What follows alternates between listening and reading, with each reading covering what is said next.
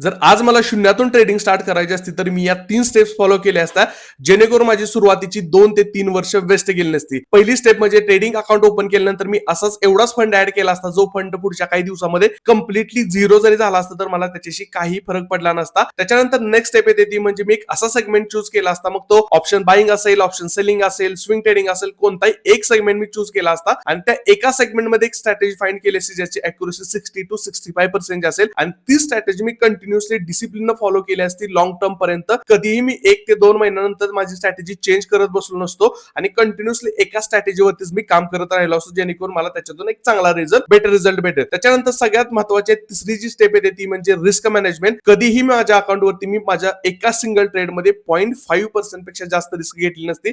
म्हणजे एका दिवसामध्ये एकच ट्रेड केला असता आणि त्या एका सिंगल ट्रेडमध्ये 0.5% पेक्षा जास्त रिस्क घेतली नसती. लेट्स अज्युम करा की जर तुमचं कॅपिटल 1 लाख रुपये असेल तर कोणत्याही एका सिंगल ट्रेड मध्ये 500 रुपयापेक्षा जास्त रिस्क घेतली नसती. अशाच व्हिडिओसाठी आताच आपल्या पेजला फॉलो करा. जर तुम्ही स्विंग ट्रेडिंग शिकण्यासाठी इंटरेस्टेड असाल तर आपल्या टेलिग्राम चॅनलचं लिंक आपल्या बायो मध्ये भेटेल. लिंक वरती क्लिक करून तुम्ही आपल्या टेलिग्राम चॅनलला जॉईन होऊ शकता.